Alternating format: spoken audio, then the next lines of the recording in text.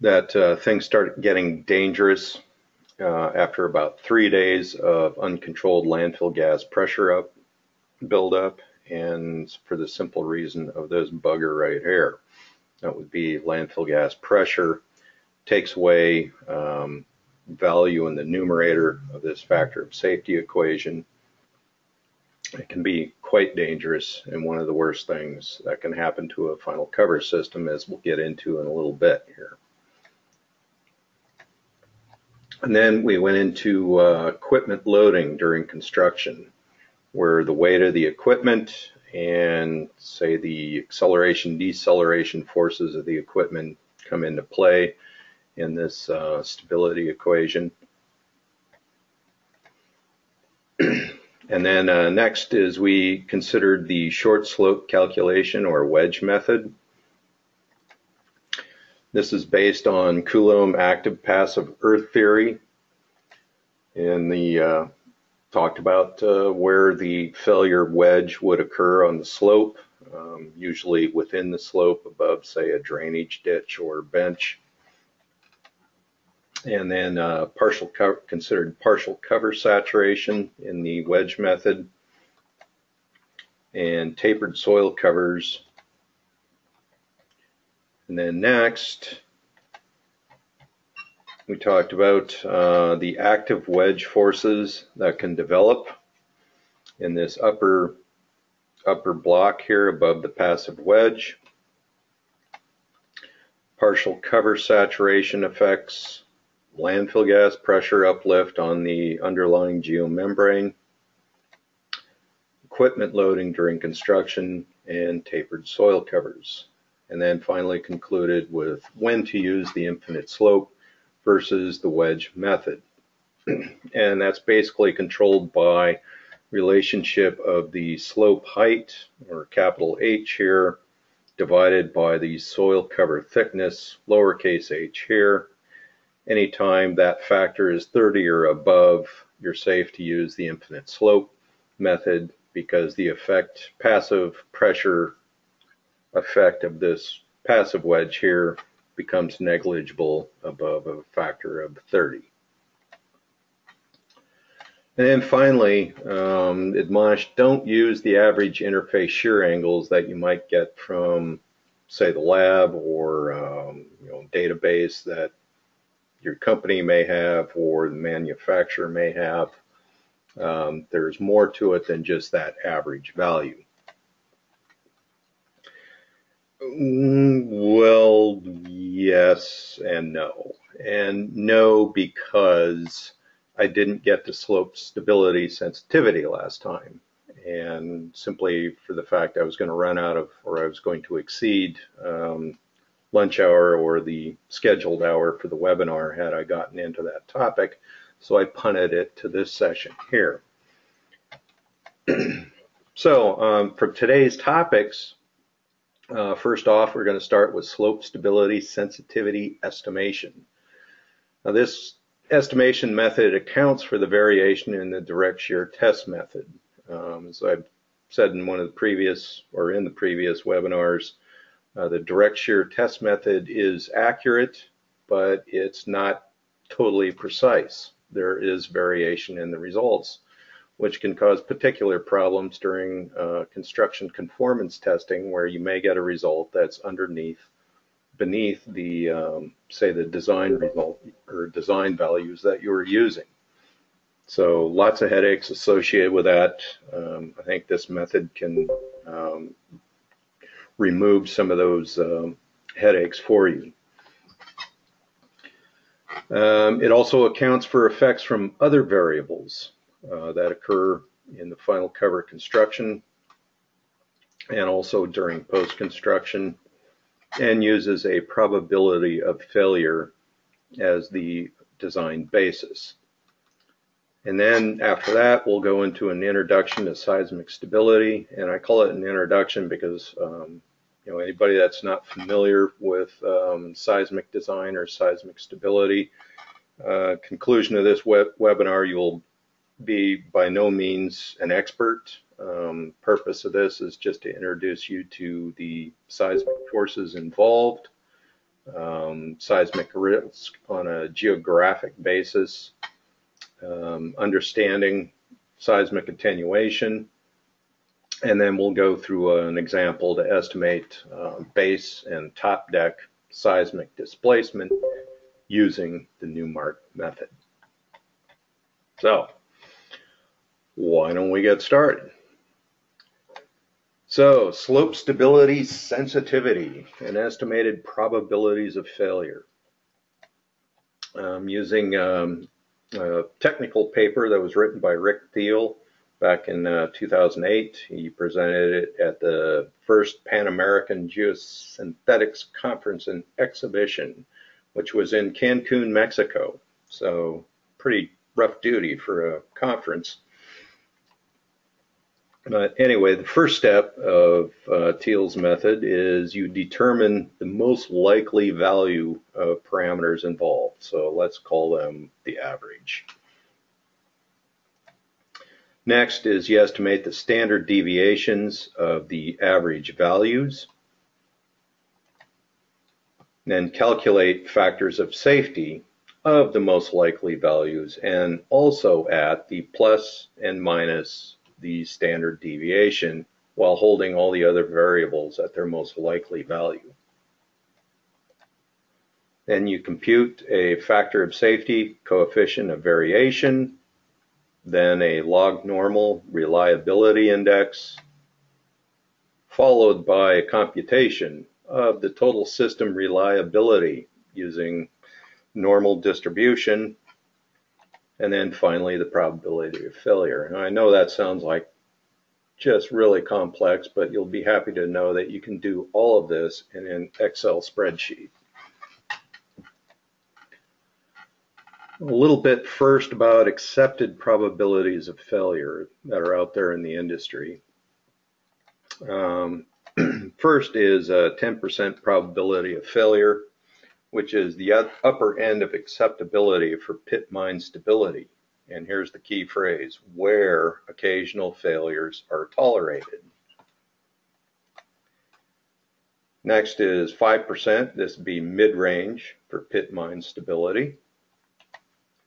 1% for building foundation settlement or fixed ocean drill rigs. 0.1%, that would be the mid-range of acceptability for ocean drill rigs.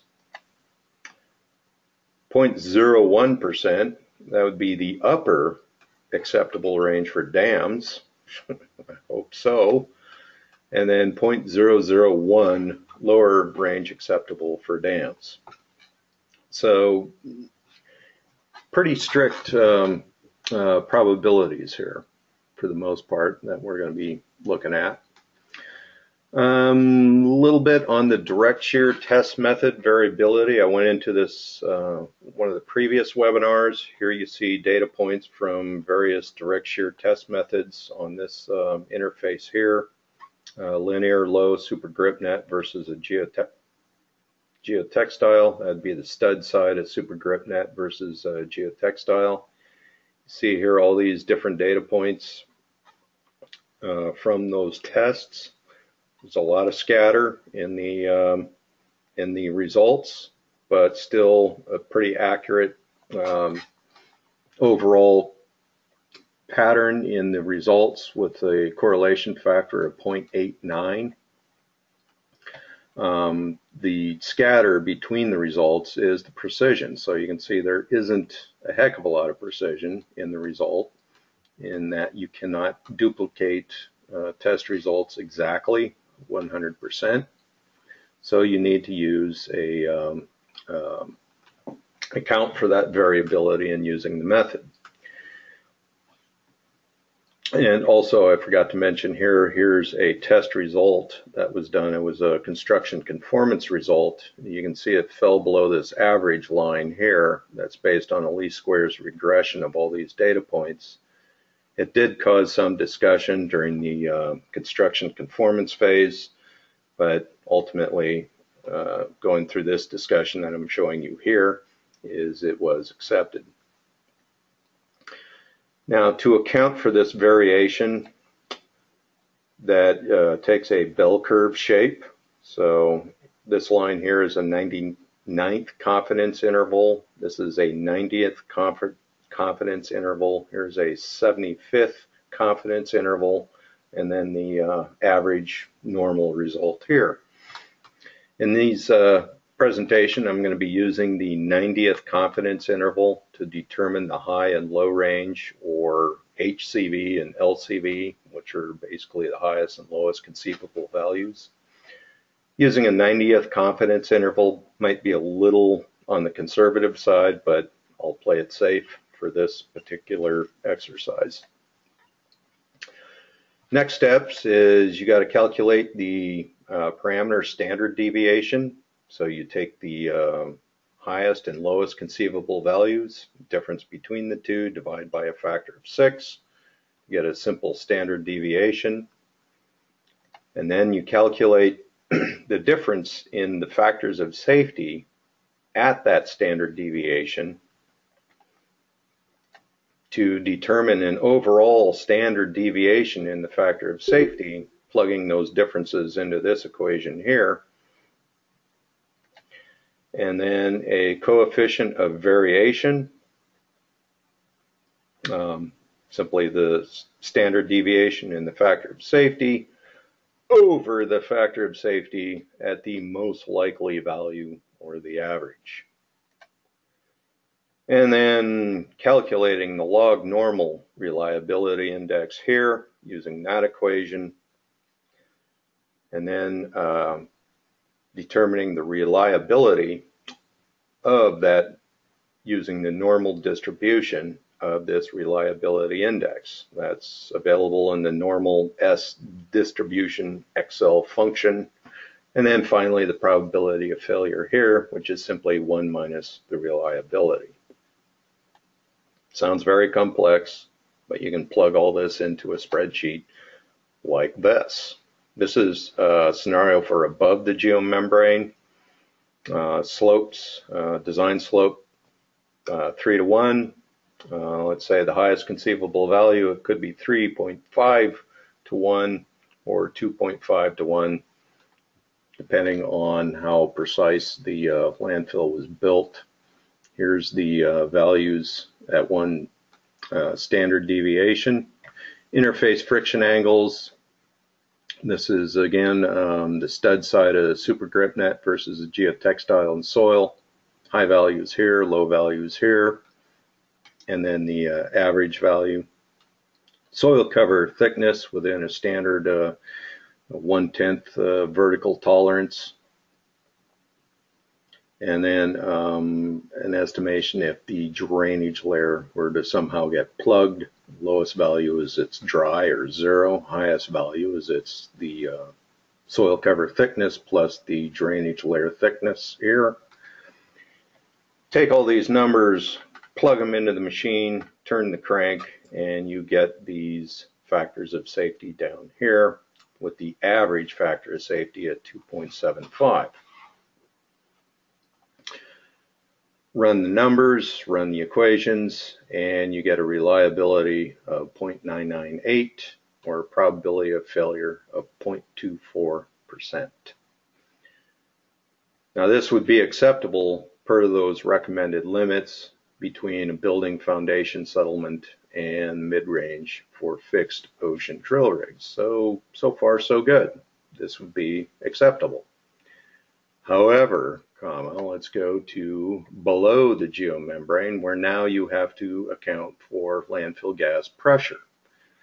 Say up to 20 inches of water column to the preferred 0 inches of water column with an average value, let's say 1.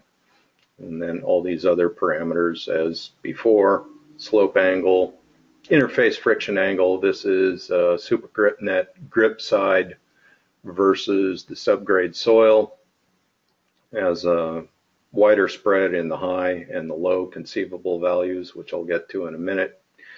But you go through all that same mathematics, average factor of safety at 2.67, and then all these numbers down in here, plug those into the equations, turn the crank, and you got a probability of failure about 4. That would be okay for a pit mine slope, not okay for landfill caps.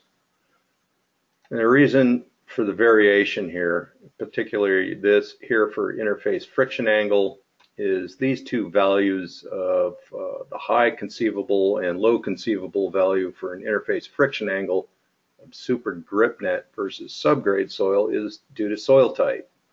The grainier the soil type, the higher your friction angle is going to be.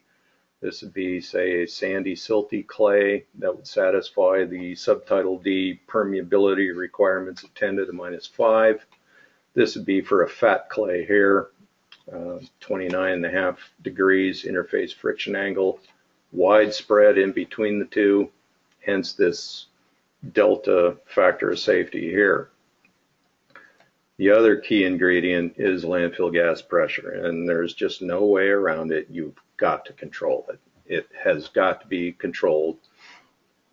Otherwise, you're going to get probabilities of failure this high. So landfill gas pressure control is key. Now, leaving that and jumping right into seismic stability basics. You can think of geosynthetic veneers as a stack of plates, and then just imagine from that what kind of forces are required to shake that stack of plates apart. Earthquakes will do that. So seismic stability is just a little more complicated than static. An analysis, not so much of factors of safety, but more of allowable deformation. Seismic energy is released in three forms. First, here's the rock break deep below the surface of the earth. The primary wave, or the initial punch, will hit first. It will throw you up into the air, literally. And I speak from experience. I was in San Jose, California when the Loma Prieta earthquake hit. It was quite the ride. Next is the shear wave, or high energy shaking. This is what comes along and starts tearing everything apart. This is when the damage happens. And then finally, at the end of the event, are the surface waves. These are much slower moving. There's one name for them as Rayleigh wave. It's a rolling at sea type wave. Very strange feeling. After the shaking is done, you feel like you're standing on a boat.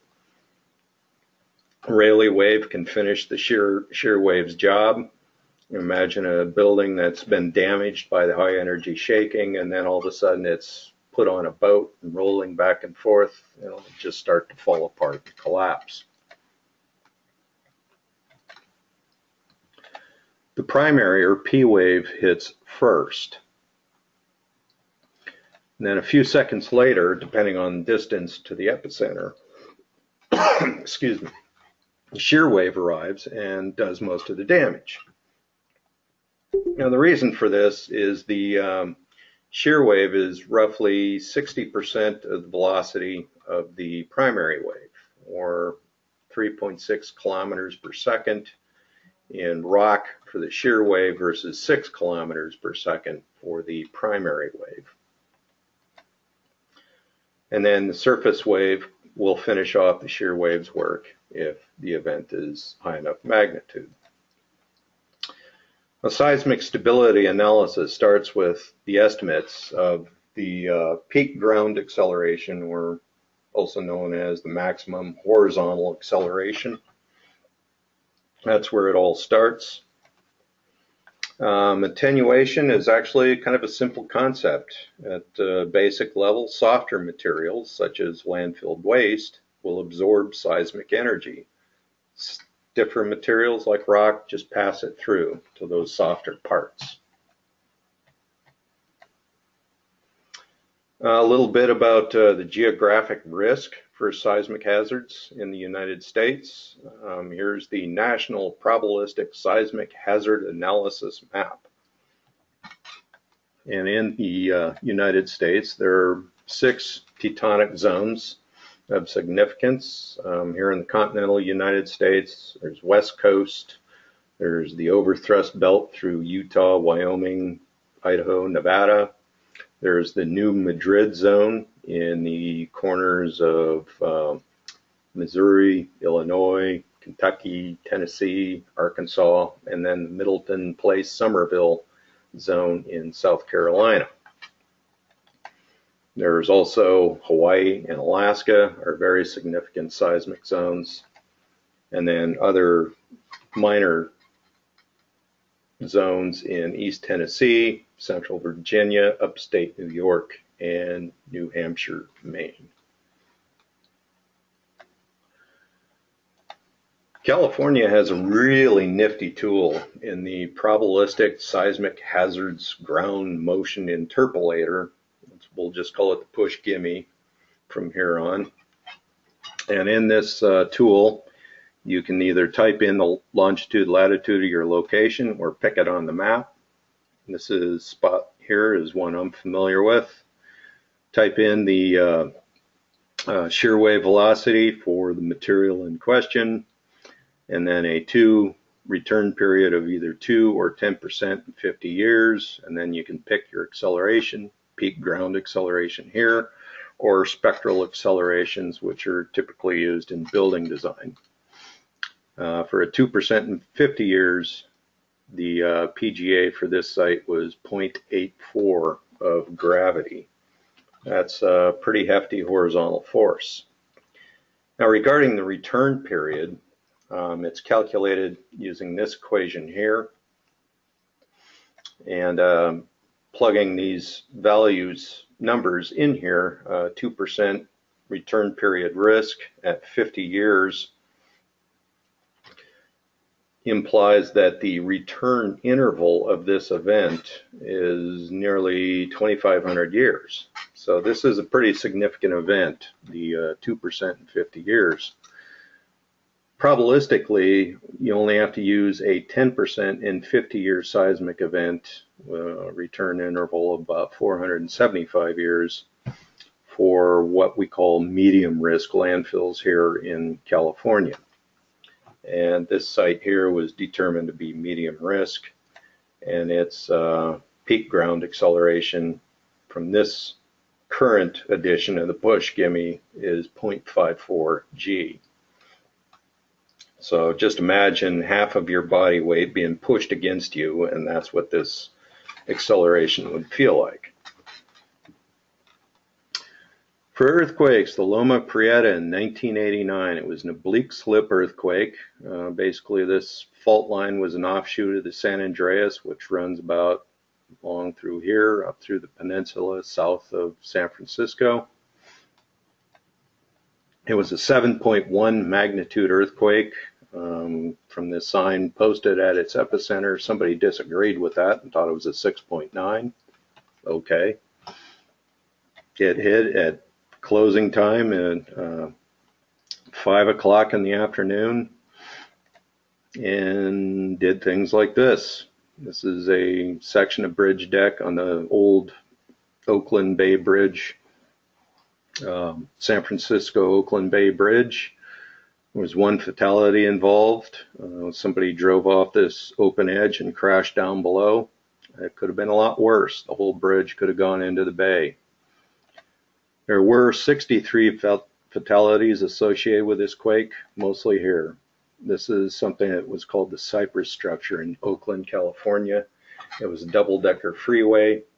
The upper deck pancaked into the lower deck, and the search and rescue missions quickly became grisly search and recovery missions. So it was a very bad event. Some other iconic images of Loma Prieta is it stopped Game 3 of the World Series. It was the Battle of the Bay between the Oakland Athletics and the San Francisco Giants. One bonus, didn't have to hear him that night. Seismic activity is an art form, and this would be the overthrust belt in the Rocky Mountains. Here's a picture of the overthrust belt in southwestern Wyoming. And then here's the overthrust belt in northwestern Wyoming, the Grand Teton Mountains. Absolutely spectacular. If you've never been there, put that on your bucket list. It's just absolutely fantastic. One of the most beautiful things I've ever seen in the United States. Other things I like about Wyoming are this and this. So other things you can see in Wyoming. Great state. I love it. Virginia in 2011. It was a magnitude 5.8 quake. It was a bleak slip. No fatalities, thankfully, even though this picture looks horrible. It was felt in these states in the eastern United States.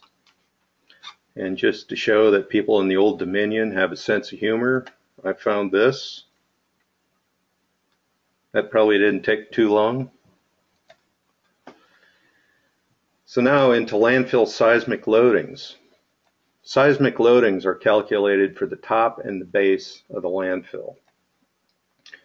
They're based on the maximum horizontal acceleration in the rock beneath the landfill. And then as the acceleration transfers through the subgrade soils, which are typically not rock, it'll get to the base of the landfill. Has an effective acceleration here. And then attenuation in the waste mass as the waves travel up through the garbage itself is corrected by the solid waste response period and the nonlinear response factor, NERF.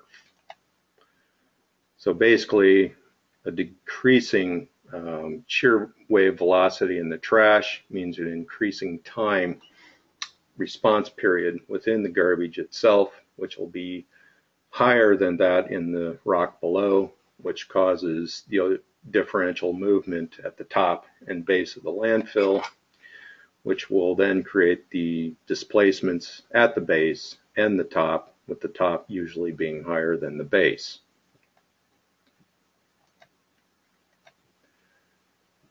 Well, how do geosynthetics behave in a dynamic situation? Well, they move. And how much movement has been determined before by McDissey and Seed back in 1977 to Bray and Company in 1998. These are basically the same chart. This one just has a few more, well, maybe a lot more data points than this one did. Well, why do they move? It's all about the yield acceleration. And what I mean about yield acceleration is this line here. Let's hold that as a constant. So that's the, call it the maximum acceleration any particular interface in your veneer can withstand.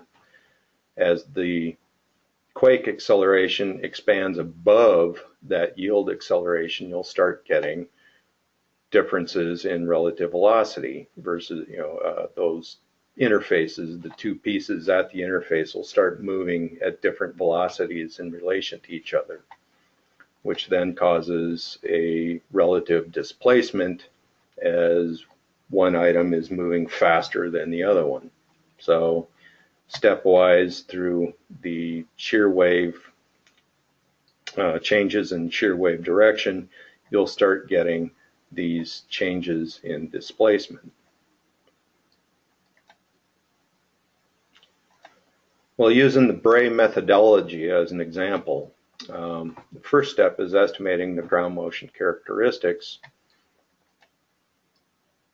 And to do so, you have to estimate the maximum horizontal acceleration, which is available through this chart here. Notice it says for strike slip events. Is it applicable to overthrust conditions like in the Rocky Mountains? That's kind of above my pay grade. My guess is probably no. So I'm just going to talk about the example I'll cite further later on is a California event or California design that you can use these charts on. The mean period of the earthquake using this chart here, distance versus the period time. And then the earthquake duration during the maximum energy release. So distance, significant duration in seconds. The higher magnitude here, or the higher the earthquake magnitude, the longer it's going to shake. Bray provides a means to estimate these parameters through these charts. Next, you estimate the average shear wave velocity within the waste itself at the half depth of the waste mass from this figure 3 from Bray. One thing you'll notice is how much less the waste shear wave velocity is. Here, meters per second versus 3.6 kilometers per second in rock. So that's cause for the attenuation that happens in landfill waste. For this average profile, this is the equation that defines this line here. The depth of the fill over 2 multiplied by 2.33 and then added to 170 meters per second. And then the fundamental period of the waste is simply 4 times the depth of the waste divided by that average shear wave velocity. Next, you estimate the nonlinear response factor, or NERF, based on the shear wave acceleration of the site. And this is interpolated from figure 6 of Bray. And I've got this equation here that you can plug values of maximum horizontal acceleration rock into. That'll determine your NERF factor over here. Next, estimate the seismic acceleration at the top of the site. And you can do that using this chart here in equations. This chart is interpolated from figure 8 of Bray. And here you take the period of the waste divided by the fundamental period of the quake itself, which will produce this fraction here to determine a relationship between the acceleration at the top of the waste, acceleration of the rock, corrected by the NERF factor. For localized slopes, or slides along the slope and crest, increase that number here by a factor of 1.25 according to the Bray method. And then next, you estimate the yield acceleration, case of y, of the slope using pseudostatic analysis. In other words, you set the factor of safety to 1.0. For final cover infinite slope veneers, that can simply be found from this equation here. Cohesive, adhesive forces are typically ignored. So K sub y is simply the tangent of the interface shear strength angle minus the slope angle. For shorter slopes, you need to account for the passive wedge effect. So let's go into that a little bit here. Here's the passive wedge and the equations, some of the forces y and x direction with the inclusion of the seismic force here at the yield acceleration. And next is the active wedge, where these forces start to develop, including the seismic force here. You plug the K sub y factors into those resisting force and the driving force variables, set those equal to 1, and then solve for K sub y. And finally, you estimate the displacement at the top of the site using K max is equal to the maximum horizontal acceleration at the cover. Divide the yield acceleration by that factor, and then come over here to the left to determine what your displacement is. I've got some equations for these lines here, depending on what your moment magnitude earthquake is. And this is interpreted from figure 12 of Bray. Well, how much displacement is too much displacement? Just don't know. There's a significant amount of engineering judgment involved in answering that question. It's not a stock answer, even though the typical standard is less than 12 inches, but that'll really be on a site-specific basis. 12 inches, that's developed from that's approximately k sub y. Yield acceleration over the maximum cover acceleration is equal to a factor of 0.1 for a median moment magnitude event of 6.25.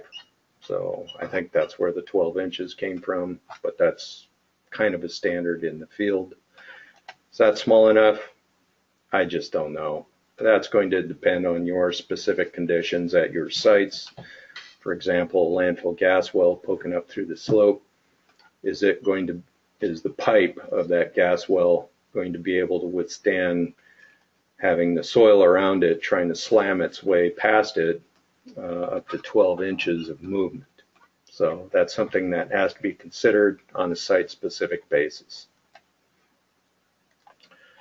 So to see my A, I'm going to example a published Bray analysis that I'm familiar with. This assumed a maximum horizontal rock acceleration of 0.47 using that nifty push Gimme California tool. It was based on a moment magnitude of 7.5 off of the San Andreas Fault. A return interval of based on 10% in 5 years. It was maximum probable earthquake. Distance to the fault was 7 kilometers. Slope height, as shown here, was 70 feet. It was a 2-to-1 slope with a soil cover of 2.0 feet nominal. And then was Agru's super grip net geomembrane, linear low, with a 8-ounce geotextile over the studs, and then the soil cover on top of that. The soil cover internal friction from direct shear testing of the soil itself was determined to be 32.5 degrees. That was weaker than the interface between the super grip net, the geotextile, and the soil interface right here, which is something manufacturers like to see. If there's an issue, it was the soil's problem, not our material problems. So people basically have to write a letter to God if they don't like how things are turning out for the design. So from starting with Bray figure 2, we'll walk through the values shown previously and where they land on these charts. What was found is Bray is more or less in agreement with the push Gimme here. Starting at a distance of 7 kilometers, going up to about halfway between the 7 and the 8 magnitude event, indicates a maximum ground acceleration of 0.5. Well, push Gimme said 0.47, so close enough. The period of the earthquake was a little over half a second here, using this chart. And then the duration of the event is about half a minute. Now that may not sound like much, but if you're in the middle of a really violent earthquake, half a minute can feel like forever. Fundamental period of the waste. Shear wave velocity was calculated at the half depth of that slope, so 70 over 2. So it was calculated at 195 meters per second. The fundamental period within the waste then was 0.44 seconds. So in this case, the TS over TM factor is 0.83. And then from there, you can start determining the top top deck acceleration using the equations I showed before on that chart. For a maximum rock acceleration of 0.47, the NERF factor is 0.94, which implies a top deck acceleration of 0.49, which is not exceptionally worse than the rock acceleration. But then you apply the 1.25 factor, now we're getting into some serious horizontal force. Now, using the slope geometry, the static factor of safety is 1.37 using the methods I presented in part 3 webinar. That slope, even static-wise, had issues, and it was less than 1.5.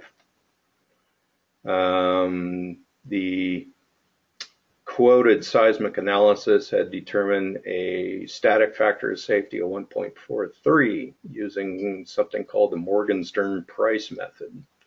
That was a difference of 4%, which is fine because all methods are generally within 5% of each other. So far, so good. Except when you get to the yield acceleration. Now, manipulating the yield acceleration in those passive and active wedge equations I showed before to force a factor of safety of 1.0, you just start plugging numbers into these equations, and you find a yield acceleration of 0.134 of gravity. Not a lot. The quoted seismic evaluation had determined the yield acceleration as 0.17 of gravity using that Morgenstern-Price method. That's a difference of 21%. Not great correlation. Well, Morgenstern-Price looks like this, where you have all these different forces acting on all these different slices. It's a lot of equations, a lot of factors, a lot of forces, and the equations look something like this. Not a lot of fun for Excel. Yeah, not going to do it. Fortunately, there are software packages out to crunch these equations. Good to use them for this work.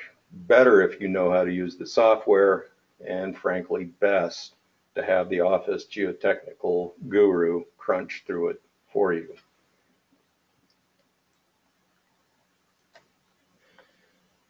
Well, continuing with this intro, I'm going to use the quoted analysis more forgiving value of yield acceleration. So Ky over K max is equal to 0.28. We'll plug it into this equation here from that chart, and we get a displacement of 31 inches. Not good. The analysis then back calculated the yield acceleration to provide a maximum displacement of only 12 inches. In order for that to happen, the slope had to be tapered from a 2-foot thick soil cover at the top of the slope to 4 feet thick at the toe. Not a great solution, but it worked. It's not great because the maintenance access bench that was at the toe of this slope was basically obliterated by that 4-foot thick tapered slope. The site was eventually capped with closure turf as the soil hauling cost alone busted the budget. So using closure turf, the static factor of safety for that steep slope was 1.74, so greater than 1.5 was acceptable. Yield acceleration by the pseudostatic method presented in this webinar, not the Morgenstern-Price, is 0.25. Judging from previous example, let's say this is worst case scenario. So K sub y over K sub max, 0.41. Plug that into the equation, turn the crank, and we get a displacement of about 9.5 inches, which is acceptable. Based on that is our argument that closure turf acts more like a skin on the waste mass versus a separate veneer system that you need to account for. The global stability of the mass itself is what's going to govern the performance of the site during a seismic event. So moving on, our conclusions from today. Slope stability sensitivity, slope stability reliability accounts for the variance in the DST method. And landfill gas pressure is a cover system's absolute worst enemy. You've got to control it. Seismic stability conclusions. It's not just a California problem. Yield acceleration of the cover system components is the key element. Best to use the more sophisticated computer modeling and your office geotech gurus. And allowable displacement is subject to engineering judgment, and no soil cover results in global mass stability governing over veneer stability. And as always, test everything.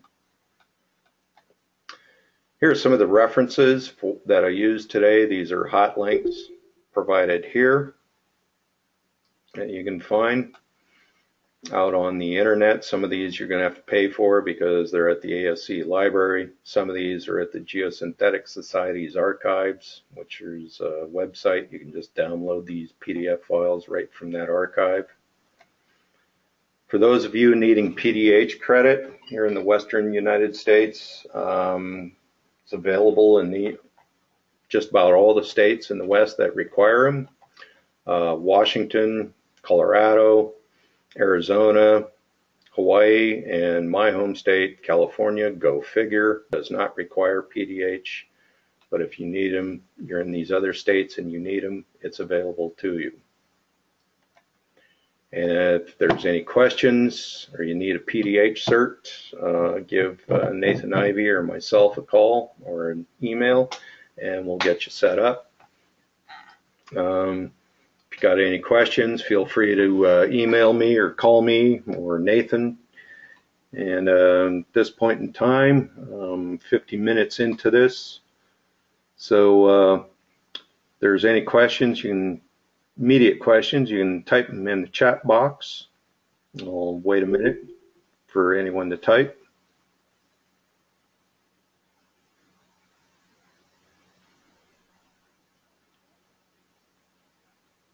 Well, not seeing anything pop up in the chat box. We'll go ahead and close out this webinar. Thanks for tuning in, and looking forward to seeing you on the next one. Not sure what that topic will be yet. There's quite a few that we're going to develop, but look forward to seeing you all on the next one. So thanks for tuning in.